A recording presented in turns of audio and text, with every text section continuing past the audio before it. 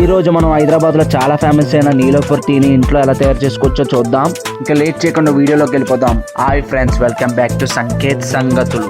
మా అన్నయ్య హైదరాబాద్ నుండి వస్తున్నాడని నేను నీలోఫర్ టీ పౌడర్ తెప్పించాను. ఎందుకంటే ఇప్పటికొచ్చి నేను కూడా నీలోఫర్ టీ ట్రై చేయలేదు హైదరాబాద్ లో. అందుకే ఇంట్లోనే మనం ప్రిపేర్ చేసుకోవచ్చని నా ప్లాన్. టీ ఎలా చేయాలో చెప్పేస్తాను. ముందుగా ఒక స్టవ్ పెట్టుకొని ఒక గ్లాస్ పచ్చిపాలు అయితే వేసుకోవాలి.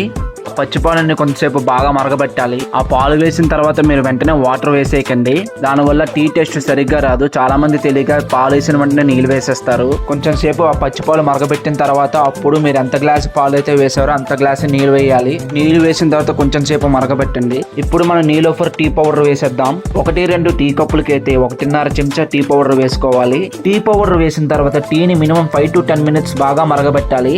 అప్పుడే టేస్ట్ అండ్ కలర్ పర్ఫెక్ట్ గా తెలుస్తుంది. 10 minutes తర్వాత షుగర్ అయితే యాడ్ చేసుకోవాలి. నేనైతే 2 spoons వేసుకుంటున్నాను, మీరు ఎంతైనా వేసుకోవచ్చు. షుగర్ వేసుకున్న తర్వాత ఒక 2 minutes మరగబెట్టి స్టవ్ ఆఫ్ చేసి ఇంకా తీసేయడమే. చాలా మంది టీ అయిపోయిన తర్వాత గ్లాస్ లో షుగర్ వేసుకుంటారు, అలా చేస్తే టేస్ట్ సరిగా రాదు.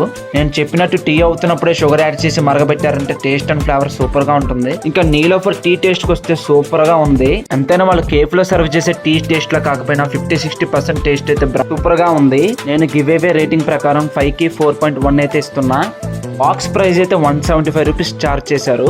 దానికి దట్స్ ఇట్ టుడే ఫ్రెండ్స్. నా ఛానల్ మీకు నచ్చితే లైక్ చేయండి, షేర్ చేయండి, కామెంట్ చేయండి. మీలో ఎంతమంది నీలోఫర్ చాయ్ లవర్స్ ఉన్నారో కింద కామెంట్ బాక్స్ అయితే కామెంట్ పెట్టండి. That's it today. Bye friends.